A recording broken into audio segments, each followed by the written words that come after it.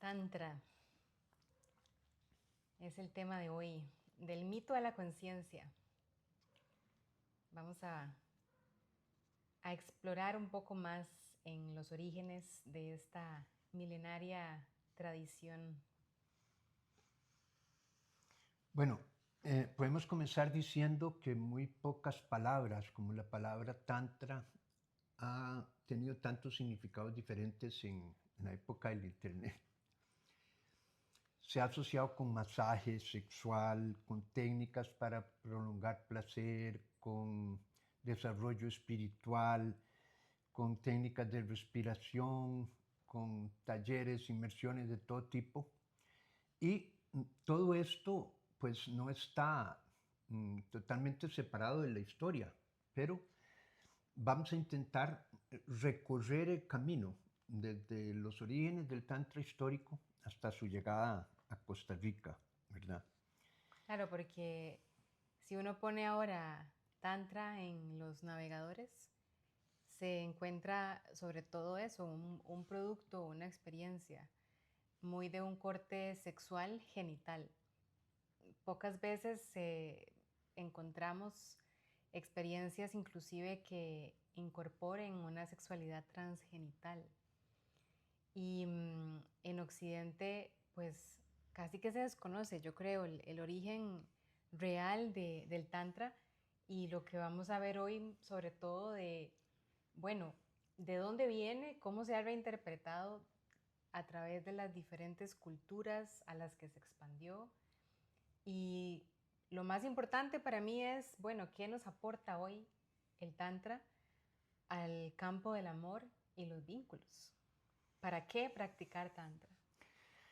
Comencemos con la historia, ¿verdad? Bueno, lo primero que hay que decir es que la historia, cuando se habla de historia, es porque hay algo escrito. La historia conocida, lo que vamos a hablar es lo que se conoce. No sabemos de ahí hacia atrás qué pasó y qué pasó en otras partes del mundo, porque vamos a estar hablando del Tantra con ese nombre, ¿verdad? Lo primero que hay que decir es que el Tantra no se originó como una escuela única, como decir el budismo, como decir el jainismo, como decir el taoísmo, como decir el cristianismo. Todos esos tienen una figura fundacional y todos esos tienen épocas y historias en donde se cuenta desde el inicio. En el Tantra no pasó así, ¿verdad? Lo que conocemos, digamos, del Tantra es que comenzaron a aparecer unos textos que de hecho les llamaban tantras, a esos textos escritos, en donde aparecían prácticas, aparecían textos filosóficos, aparecían instrucciones que comenzaron a ser reinterpretadas hace muy poco tiempo, ¿verdad? Realmente el Tantra histórico surgió mucho después del cristianismo. Y es un poco difuso porque en general cuando se estudian las tradiciones, sí, se asocian mucho a una figura que es quien ha fundado. Por ejemplo, si se piensa en yoga, De ahí todo el Patanjali. mundo piensa en Patanjali, aunque hay otros, ¿verdad? O si se piensa en budismo, naturalmente se piensa inmediatamente en el Buda. Pero esto que decís es que en Tantra no hay un solo fundador o fundadora. Es algo difuso el origen e inclusive entiendo que más o menos a partir del siglo V es que aparecen estos legajos donde hay cierto registro. Sí, yo diría que sí, a partir del siglo V y siglo VI es que aparece la historia del Tantra. Hay algunas historias que se cuentan de que en el norte de la India, en Khajuraho, decimos los antropólogos que existió una cultura en donde la mujer tenía un papel muy importante, ¿verdad? Y que probablemente ahí fue donde surgió mucho tiempo antes, por lo menos una de las escuelas del Tantra, pero eso realmente no está verificado. Es a partir del siglo VI que comienzan a, a encontrarse estos textos Y cuando se comienzan a traducir y comenzamos a hablar de eso en Occidente, que ahora vamos a ver cómo llegó acá, se le comenzó a llamar tantrismo, pero nunca tuvo ese nombre. Sí, me imagino desde el punto de vista antropológico y sociológico, mm, se entiende que existe un registro histórico, en este caso a partir de la escritura. Sin embargo, no quiere decir que desde épocas precristianas no hayan existido prácticas que involucren algunos de los métodos o técnicas que se asocian al Tantra hoy. Sin embargo, ¿nos explicas cómo es que se construye esa parte en la historia? Sí, tal vez lo primero interesante es que cuando se encuentran estos textos, lo primero que se ve nuevo es que en estos textos se incluye el cuerpo como el templo en donde se va a dar la transformación y la vida cotidiana en donde se va a vivir. O sea, es un cambio, para decirlo de alguna forma, muy moderno, ¿verdad? Porque eso no lo conocíamos en ninguna otra cultura. Recordemos que todas las grandes escuelas filosóficas o religiosas lo que buscaban era, desde los griegos, la trascendencia del espíritu, que el hombre llegara a su máximo potencial, especialmente con el razonamiento, y en Oriente alcanzar un estado de iluminación, un estado de trascendencia, la posibilidad de evitar el sufrimiento, pero ninguna de esas escuelas, ni siquiera el cristianismo, tenía esta cosa nueva, que se acepta el cuerpo y la vida cotidiana. Siendo que la cuna del Tantra la podemos localizar igualmente en Oriente, en India, el empuje que tenía la cultura, es lo que explicas, estaba enfocado en la búsqueda de una trascendencia que, de acuerdo con los principios de diferentes tradiciones, implicaban cierta renuncia más bien al plano material y a lo mundano, porque existía todavía, se comparte la idea de que este plano carnal, material, genera apego y el apego me impide alcanzar esa trascendencia que estoy buscando.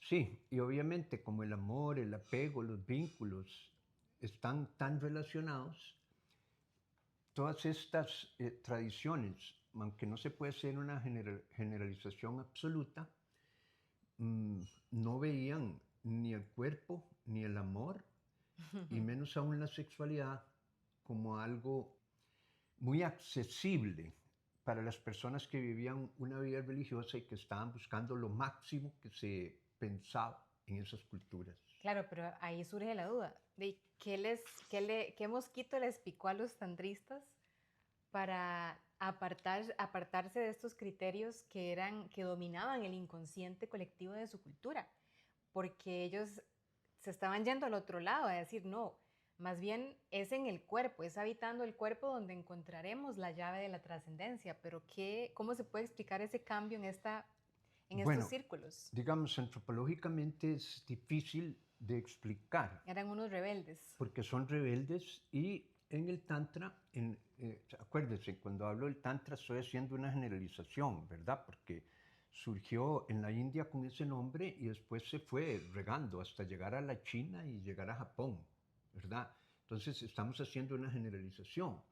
Pero algo muy interesante que tenían estas personas es que es la primera vez que en una tradición religiosa se encuentra este tipo de libertad en donde los tantristas originales tenían esta noción muy fuerte de que no tenemos que aceptar los valores que nos dio nuestra cultura, incluso la división de castas, sino que cada quien debía contactar el saber y a partir, eso es un concepto nuestro, ellos no lo usaban así, pero que cada persona tenía la libertad de buscar sus propios valores.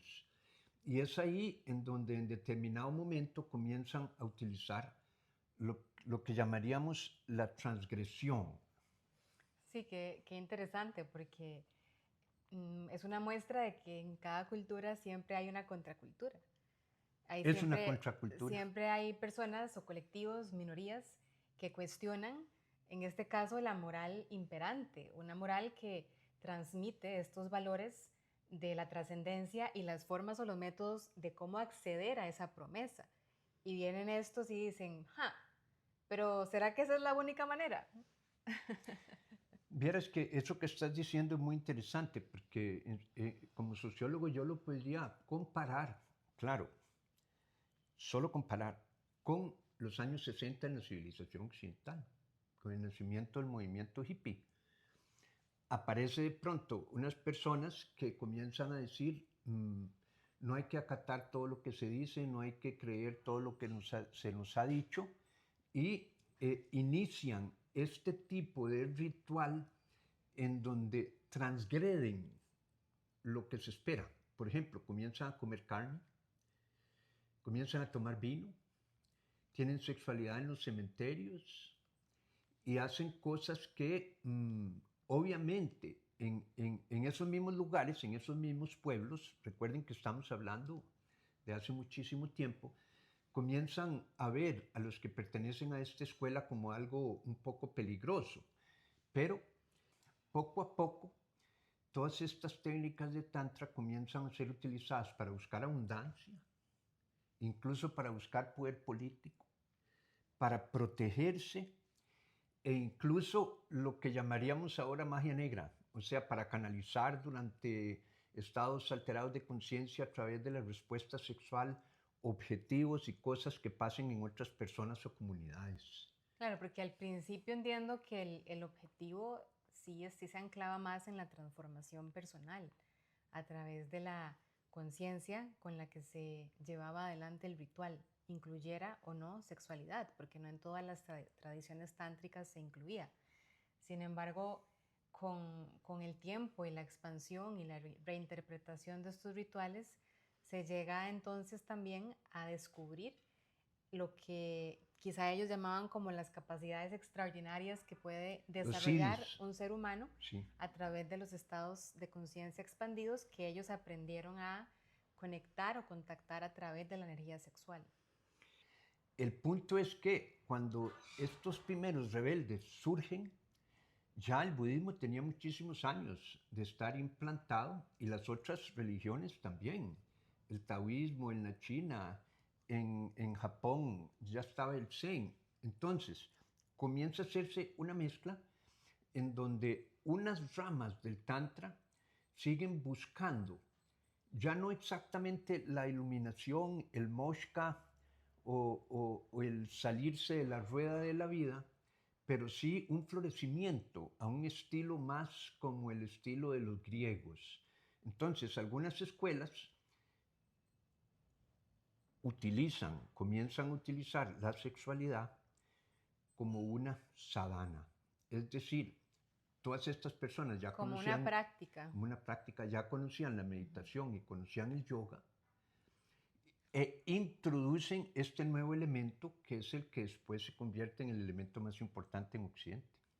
Sí, y también conviene aclarar que dentro de esa sadhana o práctica, eso que genera esa continuidad, lo que sacralizaron fue el desarrollo de la conciencia, porque muchas veces, más desde la reinterpretación que ha hecho Occidente, pareciera que lo más importante es el placer, el máximo placer al que se pueda llegar a través de estas técnicas. Sin embargo, en los orígenes era la conciencia lo que estaba sacralizado. Era esa presencia desde donde se vive y se experimenta el placer lo que genera una transformación en el ser humano. Es correcto. Recordemos que eran personas muy libres, ¿verdad? Y ellos comienzan a utilizar la sexualidad no para tener más placer, sino como una práctica espiritual para desarrollar la presencia, y descubren que es un camino profundamente, ¿qué podríamos decir?, efectivo, porque el ser humano durante el sexo, una de las cosas por las cuales nos gusta es porque durante la sexualidad trascendemos muchos de nuestros condicionamientos, de nuestra personalidad, y nos permitimos ser nosotros mismos. O sea, es decir, permitimos que el rompemos instinto... límites. Y permitimos que el instinto se manifieste. Entonces, uno se brinca el personaje en la sexualidad. Ellos encontraron que si podían mantener presencia durante la sexualidad, ibas a tener dos beneficios especiales. Tres beneficios. Primero, ibas a tener un contacto inigualable, porque eran dos conciencias conectándose desde lo más profundo, a través del placer, para generar un estado de conciencia que permitiera generar presencia que luego ibas a llevar a tu vida cotidiana. ¿Qué tiene que ver esto con libertad?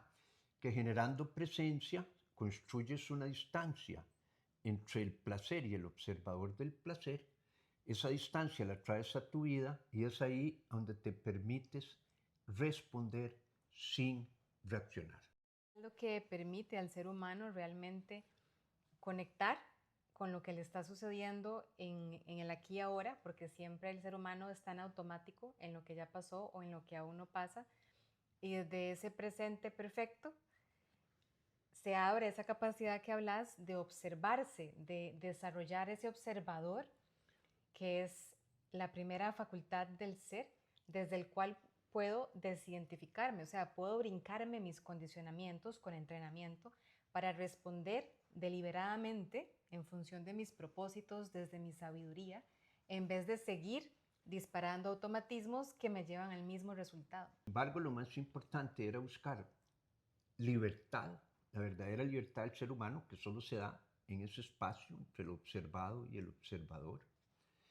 La libertad para crear tus propios valores, la posibilidad de tener la conexión más profunda que se podía tener con un ser humano, y aquí viene el plus. La energía sexual que no se canaliza hacia los genitales se convierte en una energía transformadora que posteriormente recibe el nombre de Kundalini.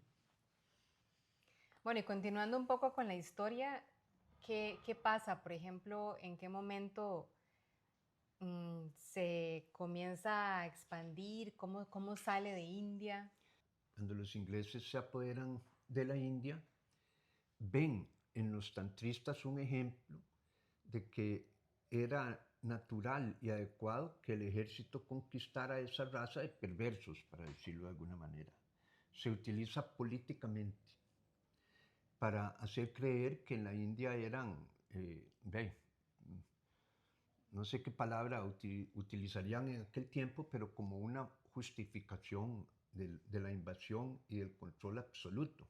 Pero al mismo tiempo, algunos ingleses que están en la India comienzan a interesarse en el tema.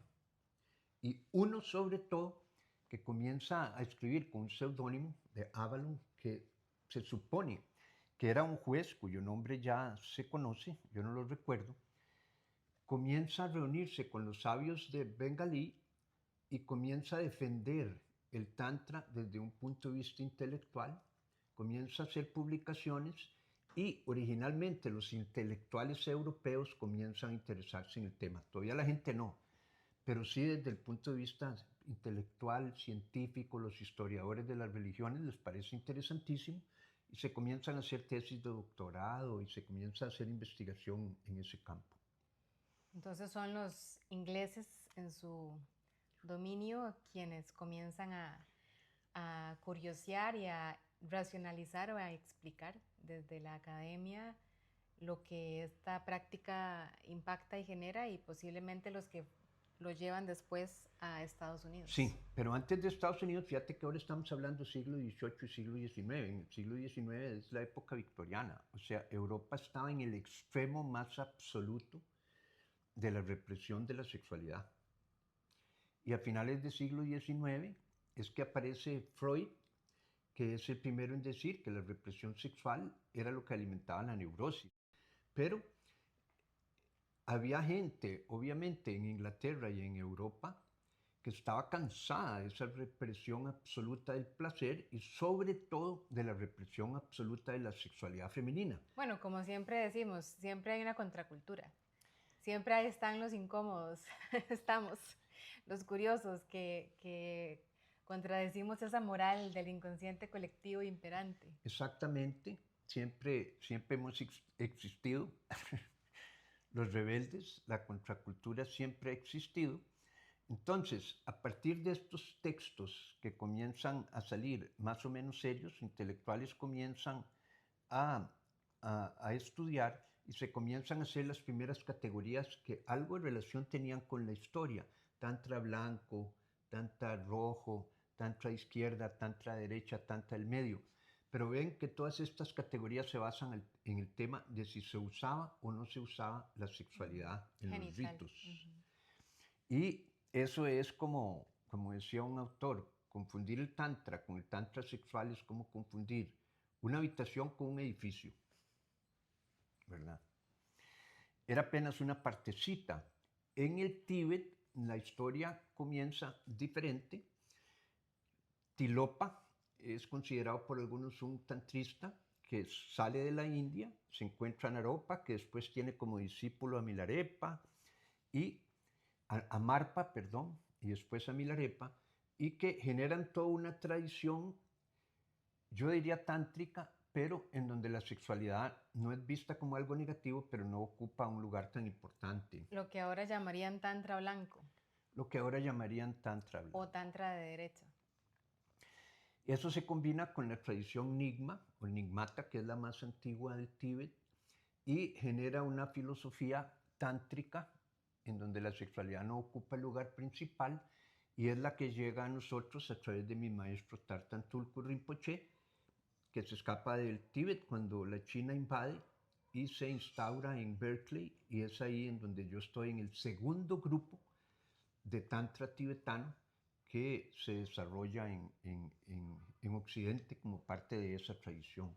Esa otra vertiente del tantra, podríamos decir que se queda entonces más con ejercicios de respiración, con meditaciones más individuales, siempre buscando los mismos principios de la presencia, mientras que el otro sí mantiene el placer sexual como vía directa a esos estados de conciencia expandidos. Sí, veamos cómo fue que eso se ligó con los Estados Unidos. ¿Se acuerdan que dijimos que esta revolución inicial era algo semejante? Yo la comparé con el movimiento hippie con los años 60 en los Estados Unidos, pero en realidad el Tantra entra mucho antes, entra en 1906. A principios del siglo XX.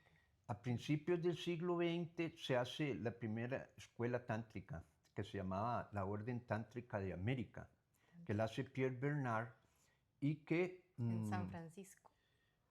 Obviamente en San Francisco, que era la ciudad en donde florecería el movimiento hippie, una de las sociedades más libres desde el punto de vista moral por el tipo de gente que vivía y por haber sido fundada sobre todo por asiáticos, ¿verdad? Y él posteriormente se hace socio de Blanche Devrier, y que es un profesor de Hatha Yoga, y comienzan a enseñarle yoga y tantra a gente muy adinerada y muy famosa. Y eso hace que durante muchos años en Estados Unidos, dentro de los intelectuales, comience a verse el tantra diferente, como algo que realmente merece respeto y merece estudio. Sí, entiendo que ellos se trasladan después a Nueva York, que es donde realmente tienen una expansión importante, aunque no será hasta la revolución sexual donde esto tenga pues una explosión.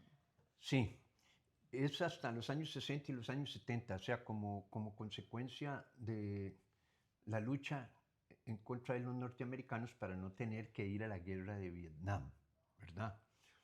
Y antes de eso, es importante aclarar que cuando ya comienza a popularizarse en California el Tantra, ya se habían desarrollado todos estos otros conceptos que el yoga había comenzado a asimilar, como Kundalini, como kriyas, como siddhis o poderes, como chakras. Todo eso que originalmente venía en las escuelas tántricas comienza a pasarse a las otras escuelas y comienzan a aparecer en la India escuelas en donde lo que se creía era que lo que te iba a iluminar, que era la búsqueda, era el despertar de Kundalini. Entonces, escuelas como la de Swami Muktananda, que fue mi maestro de Kundalini Yoga, comienzan a tener una actitud en realidad negativa en contra del sexo, porque creían que si usted tenía orgasmos iba a ser menos posible que Kundalini despertara. Claro, porque ya ahí se hace una mezcla. Ya hablamos de los 60, los 70 en la costa oeste de Estados Unidos, donde se radican una serie de gurús que vienen de Oriente, que traen justamente estas tradiciones en las que, si nos acordamos, lo que estaban buscando, la meta era la iluminación. Y siempre que existe un propósito, eso se acompaña de valores. Entonces, por supuesto que la vivencia de orgasmos plenos no se acoplaban dentro de esa tradición. Lo interesante es que en este espacio de tiempo, en esos 2, 3 décadas en Estados Unidos, hay un surgimiento de una contracultura riquísima, porque además de todos estos maestros, por ejemplo, a nivel de la psicología comienza a surgir la psicología transpersonal, Exacto. la psicología humanista, la Gestalt, y además, un poquito después, surge la sexología como ciencia ya reconocida. Exacto.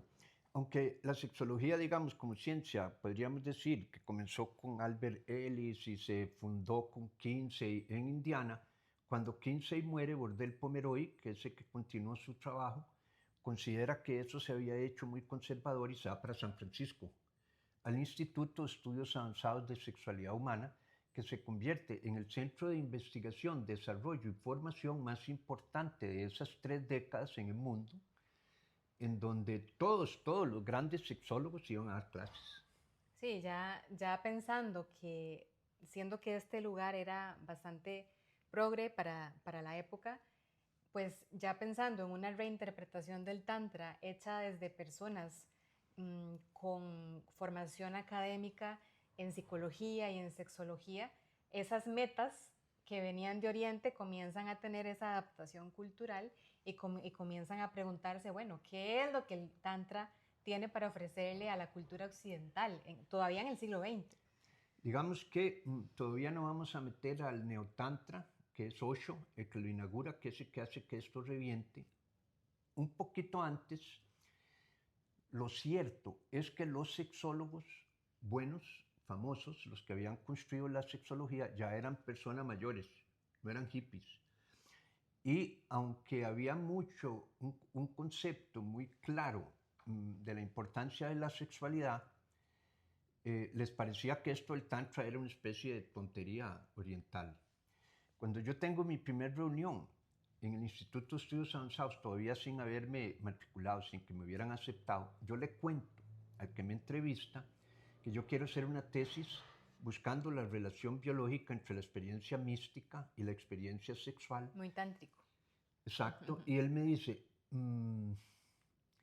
bueno, nadie está haciendo eso. No creo que ningún sexólogo se atreva, ni creo que nadie lo esté haciendo. Y esa tesis sería tan importante que vamos a pedir que sea Bordel Pomeroy el que sea tu director de tesis. Y él es súper exigente desde el punto de vista científico, así de pura entrada me lo dijeron. Después me entrevisté con Bordel, le conté todo lo que yo quería hacer y él me dijo, yo estoy abierto. Interesante, porque si demuestras eso, ese sería un aporte importantísimo para la sexología. O sea, vos querías demostrar que existía una relación entre la respuesta sexual y la respuesta energética vivida desde el misticismo, desde los estados expandidos de conciencia.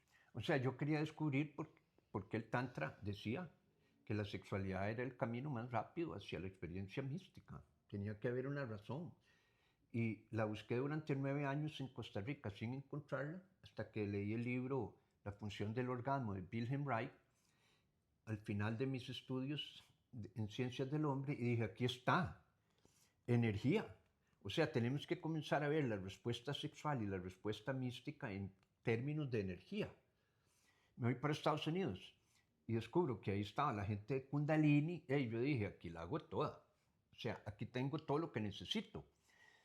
Porque entonces a California llegan todos los maestros que fundan y el nuevo pensamiento místico occidental. Pero te salvaste porque estabas estudiando sexología, porque si te hubieras quedado desde el lado del estudio de estos maestros, de nuevo, ellos estaban buscando la iluminación y habían dejado la sexualidad y el placer de lado porque generaba apego. Es la combinación entre la sexología, la psicología y tu propia búsqueda lo que te permite de una manera increíble sintetizar y encontrar esa llave de que es la energía como tal en el sistema nervioso lo que abre la puerta.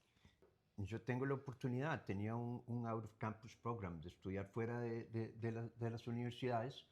Entonces estudio Hatha Yoga con Baba Haridas, tantrismo Sufi con Manoj Muvlavi, Esenio con Joe Wilcox, tantrismo del Tíbet con Tartal Tunku Rinpoche, y comienzo a desarrollar mi teoría desde el punto de vista científico, porque a la vez conozco las prácticas de dos de los psicólogos transpersonales más importantes del momento.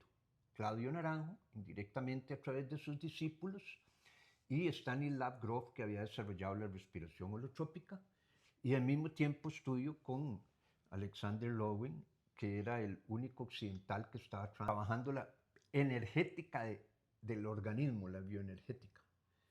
Todo eso junto comenzó a darnos una posibilidad diferente.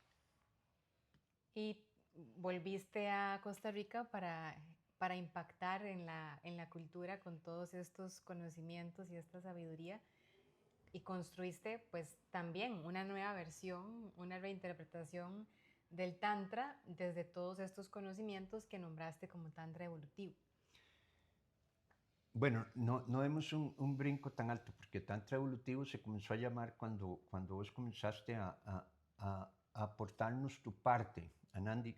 Lo cierto es que al principio le llamábamos Tantra para el alma, porque mi versión era muy transpersonal. Nosotros veíamos en los principios de los 80, la gente que estaba trabajando conmigo, que lo más interesante del Tantra era el desarrollo de lo que yo llamaba las facultades del alma, a través de una práctica tántrica de origen sufi, con técnicas de respiración, de la respiración holotrópica por un lado y de Alexander Lowen por el otro, y con técnicas que venían del Hatha Yoga.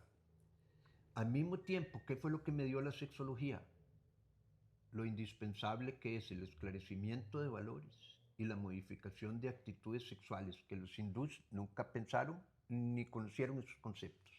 Si volvemos, por ejemplo, a entender qué nos brinda el Tantra todavía hoy día, desde esto que estás diciendo, hablamos primero de presencia, que el sacralizar la forma de vivir la sexualidad desde estar presente me permite extrapolar esa presencia a la vida cotidiana y ese es el inicio de la libertad.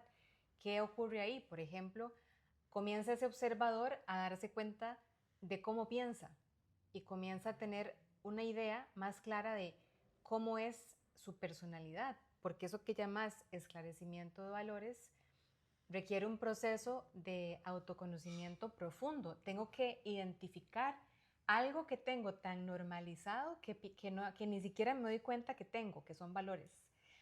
Y tengo que comenzar a pescármelos, a pillarme cuando de pronto digo, mira, yo pienso así, esto viene de tal valor y pensaba que era lo normal, pero parece que es mío porque así me lo inculcó mi familia o mis circunstancias. Pero no todo el mundo piensa así. ¿No? Al mismo tiempo, requiere autoconocimiento en otros aspectos y para eso comenzamos a utilizar el enneagrama de la personalidad. Pero lo más importante aquí tal vez es esto. Vamos a ver, nosotros desarrollamos el Tantra para el alma todavía de una forma muy mística como hasta el 2000, cuando yo creí que ya había terminado de crear los mapas por una promesa que le había hecho a Joe Wilcox. Yo modelo teórico, digamos. El modelo teórico, yo hice un viaje a la India para darle las gracias a la India y elegimos el árbol de la iluminación del Buda, el Bodhi Tree. Para ir a hacer esa ceremonia, ahí es cuando conozco a Nandi y Anandi se incorpora en el grupo y ella es la que comienza a darse cuenta que teníamos que hacer un cambio, que ya teníamos que quitar la sexualidad como el centro y la trascendencia y teníamos que incluir el amor y los vínculos. La libertad ya estaba incluida.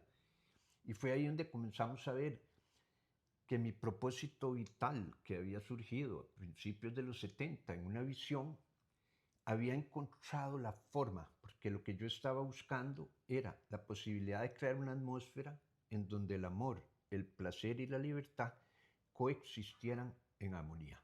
Entonces vos incluís todo el tema del amor, todo el tema del vínculo, y ya se convierte el Tantra evolutivo en algo completamente diferente. Le decimos evolutivo porque evolucionó.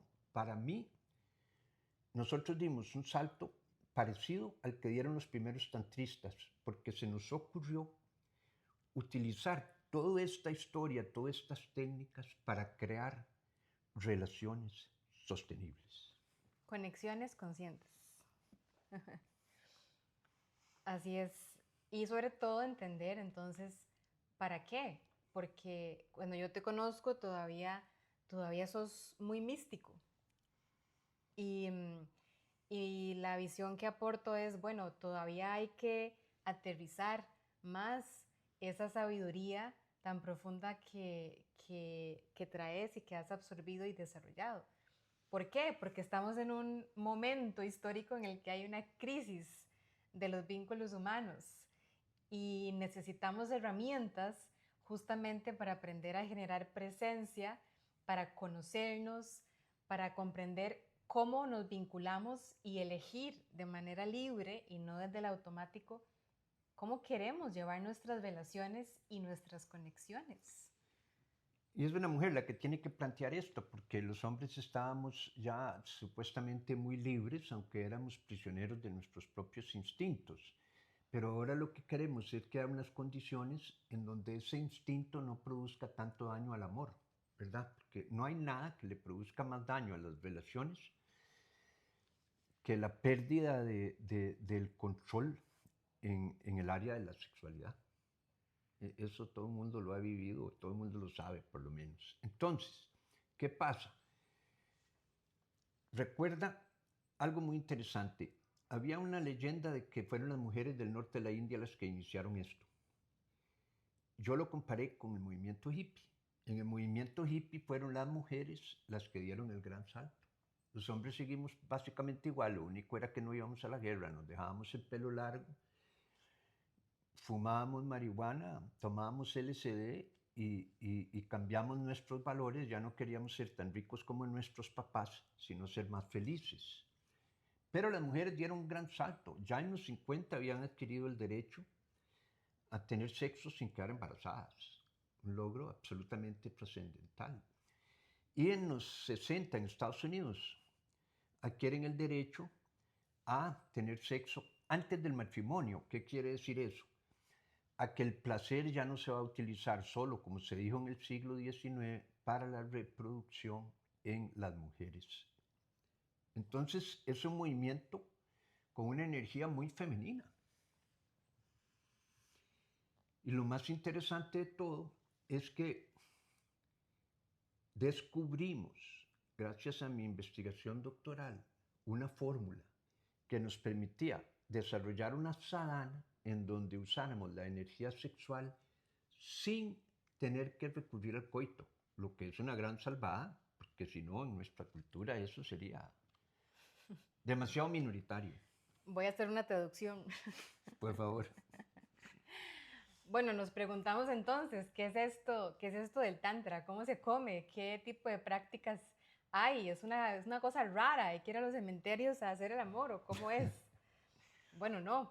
Hay una serie de prácticas que vienen de todas estas tradiciones milenarias y del conocimiento integrado de la sexología moderna que nos han permitido desarrollar espacios donde nos entrenamos, porque esto no se agota en querer pensar diferente, hay que lograr que ese pensamiento baje a una correspondencia en cómo me siento y cómo actúo. Y para eso se requiere en el ser humano un entrenamiento que se llama psicofísico, que combina elementos psicológicos con ejercicios físicos. Por ejemplo, hay ejercicios pranayamas, que son ejercicios respiratorios. Hay ejercicios de meditación individual y meditación también en pareja. Y sobre todo hay un diálogo, una mayéutica, en la que se va revisando ese proceso de qué pensamos, cómo piensa la gente respecto a diferentes aspectos de la sexualidad humana, cómo lo están viviendo. Y esos diálogos son los que nos van ampliando la perspectiva, lo que nos llevan a ese esclarecimiento de valores. ¿Y qué pasa? Estamos en Costa Rica, no estamos en Estados Unidos en la época post-hippie.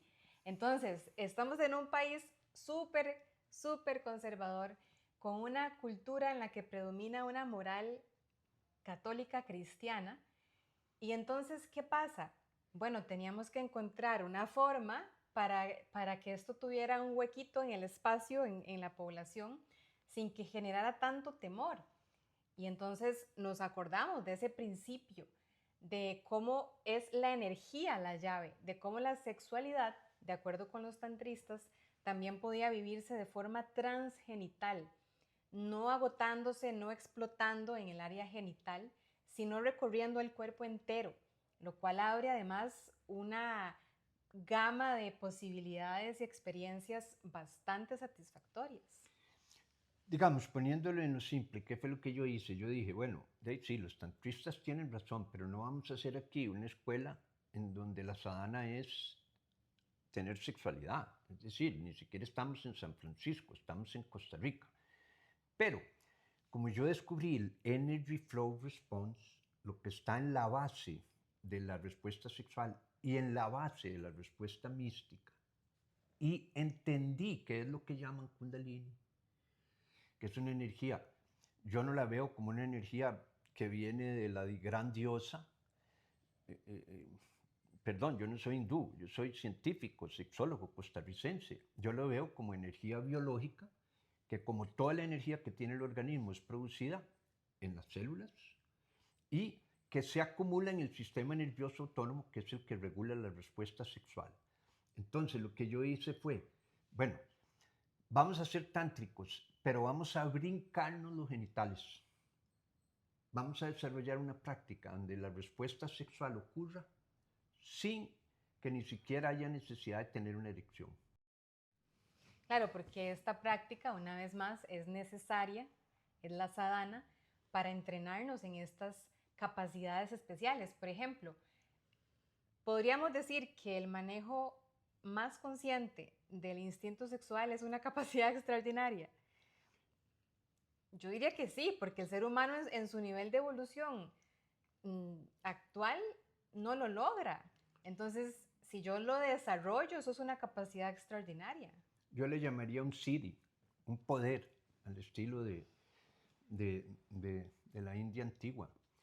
Sí, el poder, imagínate, de controlar la respuesta sexual, y no solo desde el punto de vista del control del instinto, sino que con estas mismas prácticas nosotros desarrollamos técnicas que te permiten controlar la respuesta sexual genital, de tal modo que puedas tener, si quieres, un orgasmo genital, si quieres, un orgasmo transgenital, y si quieres, durar todo lo que te dé la gana antes de que el orgasmo ocurra.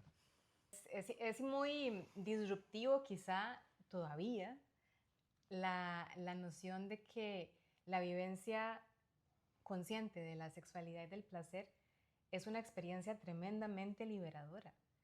Es una experiencia que nos permite conocernos, generar presencia, reprogramarnos, que nos permite inclusive liberar traumas que están anclados en el cuerpo, porque es el manejo de la energía.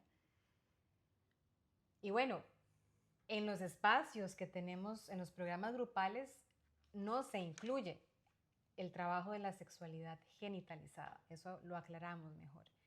Esos son espacios ya de entrenamiento individual en consulta, en donde las personas pues vienen a nivel de pareja o demás. Pero a nivel grupal trabajamos solamente con energía sexual transgenital. El gran secreto es descubrir que puedes usar la energía sexual para todo lo que los tantristas querían y que lograban a través del coito, sin tener coito. Y que muy probablemente es más efectivo. Muy probablemente es más efectivo porque un orgasmo total, al no estar colocado en los genitales, obviamente va a permitir más fácilmente la apertura y el movimiento de la energía en otros chakras. Claro, yo me imagino que quizá quienes nos escuchan y no conocen nada de esto se preguntarán, pero todavía no entiendo muy bien la aplicación práctica. Bueno, volvemos al enfoque del amor y las relaciones humanas. Siempre decimos que estamos viviendo una crisis de los vínculos humanos, que las buenas relaciones están durando 10 años en promedio. Las buenas. ¿Y qué estamos haciendo al respecto? ¿Cómo estamos? ¿Quién nos enseña a conocernos? ¿Quién nos enseña los patrones de comportamiento que heredamos de nuestras familias, que definen cómo nos vinculamos? ¿Quién nos enseña herramientas para cambiar eso? ¿Quién nos enseña a que no aparezca la desaparición o inhibición del deseo, que tarde o temprano surge en el 85-90% de las parejas? Claramente, según el desarrollo que hacíamos en la charla anterior, pues eso no ha sido parte de la educación. Entonces, si realmente queremos disfrutar la vida más profundamente, porque sabemos el porcentaje tan alto que tienen las relaciones en nuestro bienestar, en nuestra salud y en nuestra calidad de vida, entonces si queremos realmente elevar ese porcentaje, pues tenemos que trabajar activamente en la forma en que nos vinculamos. Así es. Al principio decíamos relaciones conscientes, que era el concepto más moderno, más conocido, pero lo fuimos despegando poco a poco del concepto de que relación es necesariamente una pareja. Y también recordar que ya pues cada quien tiene la absoluta libertad, eso es algo que nos es inherente como seres humanos, de establecer qué tipo de vida queremos. Y cuando se entiende al menos un poquito del funcionamiento humano, sabemos que eso tiene que ver con revisar lo que hay acá, lo que hay acá y lo que hay aquí. Entonces, si tenemos interés en mejorar nuestra calidad de vida, si tenemos interés realmente en conectar, en amar, en disfrutar de las relaciones en general, tenemos la libertad de ir a buscar las herramientas que nos acerquen a eso, porque en nuestro estado actual, sin haber recibido una formación adecuada, eso no es posible. Vamos en automático por la vida. Y como vemos, pues estamos cayendo en una crisis de relaciones, en una pandemia de soledad, porque cada vez la gente pierde más y más la capacidad de conectar. Y la conexión es, según los mismos científicos, parte de la necesidad, no de la preferencia, de la necesidad de ser humano. Así que les dejamos la invitación para el 29 de agosto a un taller de Tantra y Conexiones Conscientes en Curridabat. Si quieren, pues luego nos contactan por WhatsApp o por redes sociales y les damos la información.